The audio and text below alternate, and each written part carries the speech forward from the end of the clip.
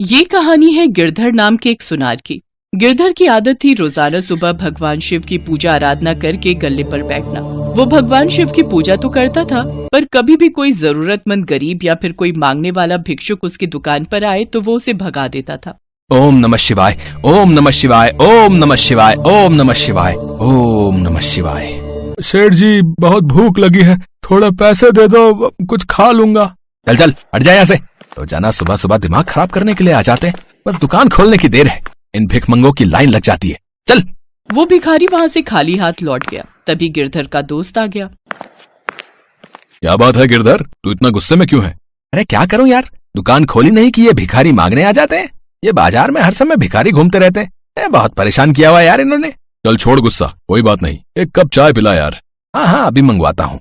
गिरधर अपने दोस्त के लिए चाय मंगवा लेता है। अब भगवान शिव तो भले ही भोले भाले हैं, पर अपने किसी भक्त को गलत राह पर वो नहीं जाने देते। कैलाश पर बैठे वो सारा नजारा देख रहे थे। क्या हुआ भोलेनाथ, आप मंद मंद मुस्कुरा क्यों रहे हैं? देवी पार्वती, वो देखो मेरा भक्त गिरधर, वो मेरी पूजा बहुत मन से करता है, पर वो ये नहीं जानता कि मेरी असली पूजा तो गरीब और बेसहारा लोगों की सहायता करने से है, क्योंकि धरती के प्रत्येक प्राणी में मेरा वास है। अभी कुछ देर पहले ही उसने एक जरूरतमंद को अपने द्वार से खाली हाथ ही लौटा दिया। प्रभु, फिर तो आपको अपने भक्त को सही मार्ग पर लाना ही होगा। देवी पार्वती, मैं गिरधर के द्वार पर अवश्य जाऊंगा। अब वो तो उसे देखना है कि वो मुझे पहचान पाता है या फिर नहीं। भगवान शिव एक भिखारी का भेष बना लेते हैं और गिरधर के पास पहुंचते हैं। गिरधर उस समय दुकान पर भगवान शिव की पूजा ही कर रहा था। हे महादेव, मैं आपकी रोजाना सच्चे मन से पूजा करता हूँ, हमेशा आपका नाम लेता रहता हूँ, फिर भी आप मुझे दर्शन नहीं देते हो प्रभु। प्रभु, मेरी इच्छा है कि आप मुझे दर्शन दो, मैं आपके दर्शन पाना चाहता हूँ प्रभु। ओम नमः शिवाय, ओम नमः शिवाय, ओम नमः शिवाय। बेटा, आज सुबह से कुछ भी नहीं खाया है, थोड़ी मदद कर दो तो मैं कुछ खा लूंगा। लो, फिर आ गया एक और मांगने के लिए। मैं तो सच में परेशान हो गया हूँ, ठीक से थोड़ी देर पूजा और मंत्र जप भी नहीं कर सकता। ये दुकान खुली नहीं कि मांगने के लिए दुकान के सामने खड़े हो जाते हैं। अरे चलो चलो चलो चलो जाओ यहाँ से, सुबह सुबह दिमाग मत खराब करो। ओम नमः शिवाय, ओम नमः शिवाय। मुझे तो खाली हाथ लौटा रहे हो बेटा। अगर भगवान शिव स्वयं तुम्हारे द्वार आ गए तो तुम उन्हें खाली हाथ लौटा दोगे? अरे भगवान शिव ऐसे नहीं आते हैं, वो जब आएंगे ना तो मेरी दुकान उनके रूप और तेज से चमकने लगेगी। बहुत सुंदर रूप है उनका, साक्षात महाकाल है वो, महाकाल। हाँ, तुझमें और भगवान शिव में बहुत अंतर है। तू ठहरा एक भिखारी और वो है पूरी सृष्टि को चलाने वाले। भगवान शिव है वो। अगर उनके मुझे दर्शन हो गए तो उनकी मैं खूब सेवा करूंगा। हाँ, अगर मैं ये कहूँ कि मुझ में भी उनका ही वास है बेटा, और इस जगत के प्रत्येक प्राणी में उनका वास है, तो क्या तुम फिर भी मुझे कुछ नहीं दोगे? अरे पागल हो गया है क्या है? भगवान शिव तुझ जैसे तुच्छ भिखारी के अंदर वास करेंगे? अरे बिल्कुल नहीं। अरे मैं मान ही नहीं सकता। अरे तुझे भीख मांगनी है ना, इसलिए तू ऐसी बड़ी बड़ी बातें कर रहा है। भगवान शिव ऐसे दर्शन नहीं देते। वो क्या भिखारी बनकर मेरे द्वार पर आएंगे? नहीं नहीं, वो तो बहुत सुंदर रूप में मुझे दर्शन देंगे। तू जानता भी है भगवान शिव कैसे दिखाई देते हैं। कैसे दिखाई देते हैं? कहीं ऐसे तो नहीं? और फिर भगवान शिव अपने वास्तविक रूप में आ जाते हैं। उनमें इतना तेज था कि गिरधर की आंखें उन्हें ठीक से देख भी नहीं पा रही थी। हे महादेव, आप मेरे द्वार पर आए और मैं आपको पहचान भी नहीं पाया। मुझे क्षमा कर दो प्रभु, मुझे क्षमा कर दो।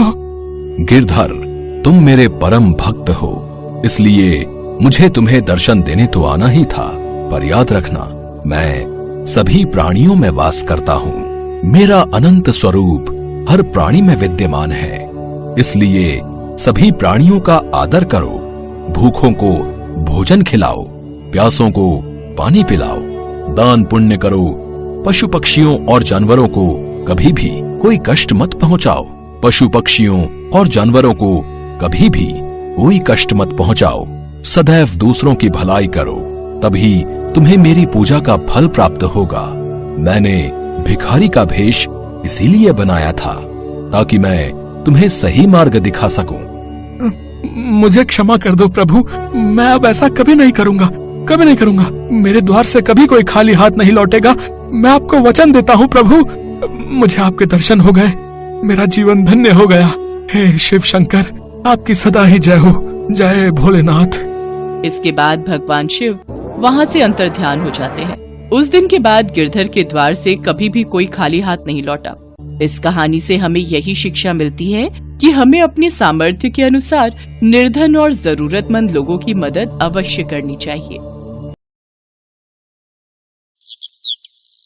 एक बार भगवान शंकर तपस्या से उठे तो माँ पार्वती उनके पास आई और बोली, स्वामी, आप सारा दिन पर्वत पर बैठे रहते हो और मैं सारा दिन घर का कामकाज करती हूँ, भूखी प्यासी बैठी रहती हूँ। आप कुछ नहीं कमाते हो, मैं क्या खाऊं, क्या बच्चों को खिलाऊं? आपने कभी इस ओर ध्यान भी दिया कि परिवार कैसे चलेगा? माँ पार्वती की बातें भगवान शंकर ध्यान से सुन रहे थे। आप मेरी एक बात मानोगे स्वामी? मैंने तुम्हारे साथ फेरे लेते हुए 7 वचन निभाने का वादा किया था। तुम कहो तो मैं तुम्हारी बात अवश्य मानूंगा। तो फिर ठीक है, एक काम करो, आप वृंदावन चले जाओ। एक आपका अपना नंदी बैल तो है ही, और एक बैल आपका वहाँ कन्हैया से मांग लेना। कन्हैया के खेत हैं, आप वहाँ पर खेती करना और जो फसल उगे उसे ले आना। कुछ तो काम चलेगा। लेकिन एक बात का ध्यान रहे स्वामी, आप वहाँ जाकर कन्हैया से कहना कि आप खेती ऊपर की लोगे और नीचे का हिस्सा कन्हैया को देना। ठीक है देवी पार्वती, मैं अभी नंदी बैल पर बैठकर वृंदावन जाता हूँ। इसके पश्चात भगवान शंकर अपने बैल नंदी पर बैठ गए और कन्हैया जी के पास जाने लगे। रास्ते में नंदी बैल उनसे बोला, प्रभु, हम जा तो रहे हैं लेकिन ये कन्हैया बहुत चालाक हैं, बहुत तेज हैं। कोई नहीं, जो होगा सो देखा जाएगा। मैंने पार्वती को वचन दिया है कि अब मैं खेती करके ही लौटूंगा। और फिर इसके पश्चात शंकर जी अपने बैल नंदी के साथ कृष्ण जी के द्वार पहुँचे और अपना शंख बजाने लगे। शंख की आवाज सुनकर कृष्ण जी द्वार खोलते हैं तो उनके सामने भगवान शंकर खड़े थे। कृष्ण जी भगवान शंकर को प्रणाम करते हैं। भोलेनाथ, आप आइए, भीतर पधारिए। अचानक कैसे आना हुआ? मुझे संदेशा भेज देते, मैं आपसे मिलने आ जाता। कन्हैया, मेरा एक काम है जो केवल तुम ही कर सकते हो। हाँ हाँ, बताइए, मैं आपकी किस प्रकार सहायता कर सकता हूँ? मुझे आपके खेतों पर खेती करनी है। एक बैल मेरे पास है और एक बैल आप अपना दे दो और अपने खेत पर मुझे खेती करने के लिए दे दो। क्यों मैया, आपका क्या विचार है? भगवान शंकर हमारे खेतों पर खेती करना चाहते हैं। हाँ, तो कोई बात नहीं, अच्छी बात है, हमें भी बनी बनाई फसल मिल जाएगी। पर मेरी एक शर्त है, खेती में आप जो भी मुझे बोने को कहोगे वो मैं बो दूंगा, पर खेती का ऊपरी हिस्सा मैं रखूंगा। तो आप बताओ मैं क्या बो दूं? ठीक है, मुझे मंजूर है। एक काम करो, आप ना आलू बो दो। ठीक है, फिर मैं फसल तैयार होने के बाद ही आपसे मिलूंगा। इसके बाद शंकर जी बैलों को लेकर खेती करने चले गए। उन्होंने खूब मेहनत से खेती की और आलू उगाए। कुछ दिनों में आलू की फसल पककर तैयार हो गई। शर्त के मुताबिक शंकर जी और नंदी ने मिलकर आलू के ऊपर की फसल, आलू के पत्ते काटे और गठरी में भरकर कैलाश ले गए। शंकर जी ने बहुत खुशी से पार्वती मैया को वो गठरी दी। पार्वती मैया ने जब गठरी को खोलकर देखा तो वो हैरान हो गई। उस गठरी में तो पत्ते ही पत्ते थे। प्रभु, आप ये क्या उठा लाए हो? खेती कहाँ है जो आपने की थी? पार्वती, मैंने तो वैसा ही किया जैसा तुमने मुझसे कहा। मैंने ऊपर की खेती का हिस्सा लिया और कैलाश लौट आया। मुझे कुछ नहीं पता प्रभु, अब मैं इन पत्तों का क्या करूं? ये पत्ते किसी काम के नहीं हैं। अब आप दोबारा जाओ और दोबारा खेती करके लाओ। और हाँ, अब की बार आप नीचे की खेती मांगना। एक बार फिर भगवान शंकर नंदी के साथ वृंदावन जाने लगे। रास्ते में नंदी ने उन्हें फिर समझाया कि कान्हा बहुत चतुर है, तो आप सावधान रहना। शंकर जी ने फिर से वही कहा कि जो होगा देखा जाएगा। कन्हैया, मुझे आपके बैल और खेत फिर से चाहिए। मुझे एक बार फिर खेती करनी है, पर इस बार मेरी शर्त ये है कि मैं खेती नीचे की लूंगा, ऊपर की आप रखना। बताओ मैं क्या बो दूं? ठीक है, फिर तो आप बाजरा बो दो। कृष्ण जी के कहने पर शंकर जी ने बाजरा बो दिया और खेती की। उसकी अच्छे से रखवाली की और कुछ ही समय में बहुत अच्छी बाजरे की फसल उगाई। शंकर जी बाजरे के नीचे की डंडियां तोड़कर कैलाश ले गए और ऊपर का बाजरा सारा कृष्ण जी और यशोदा मैया घर ले गए। कैलाश पहुंचकर जब शंकर जी ने माता पार्वती को बाजरे के नीचे की डंडियों से भरी गठरी दिखाई तो वो फिर से क्रोधित हो गई। अरे, आप ये क्या ले आए? ये तो घास फूस है, इनका मैं क्या करूंगी? इसमें बाजरे के दाने कहाँ हैं? पार्वती, मुझे तो तुमने कहा कि मैं नीचे की खेती ले आऊं, इसलिए ऊपर की खेती मैंने कन्हैया को दे दी। मुझे कुछ नहीं पता, मैं क्या बनाऊं और क्या खिलाऊं। आप एक बार फिर से जाओ और इस बार कन्हैया से कहना कि ऊपर और नीचे दोनों की खेती आप ही रखोगे।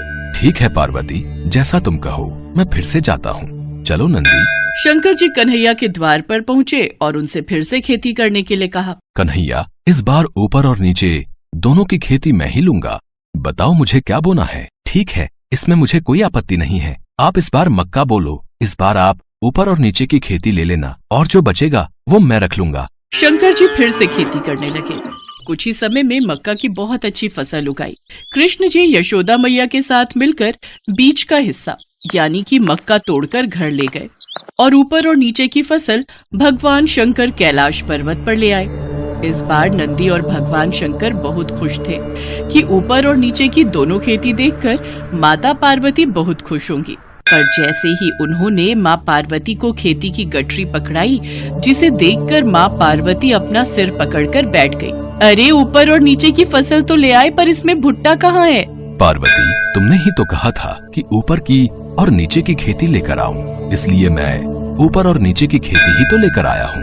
अब मैं भोला भाला, जैसा तुमने मुझसे कहा मैंने वैसा ही किया। तभी कृष्ण जी आते हैं। माँ पार्वती, भोलेनाथ बिल्कुल उचित कह रहे हैं। भोलेनाथ को तभी तो भक्त भोले बाबा कहते हैं। भोलेनाथ तो भाव के भूखे हैं। प्रेम से जो भी इनको कुछ भी अर्पित करता है वे ग्रहण कर लेते हैं। आप धन्य हैं भोलेनाथ। माँ पार्वती, भोलेनाथ के द्वारा की हुई खेती मैं ले आया हूँ, इसे स्वीकार कीजिए। माँ पार्वती देखती हैं कि भगवान भोलेनाथ ने तो बहुत ही बढ़िया खेती करके आलू, बाजरा और मक्का उगाया था। वो खुशी से फूली नहीं समाती। कुछ भी कहिए स्वामी, पर आपने नंदी और कान्हा के बैलों के साथ मिलकर बहुत बढ़िया खेती की है।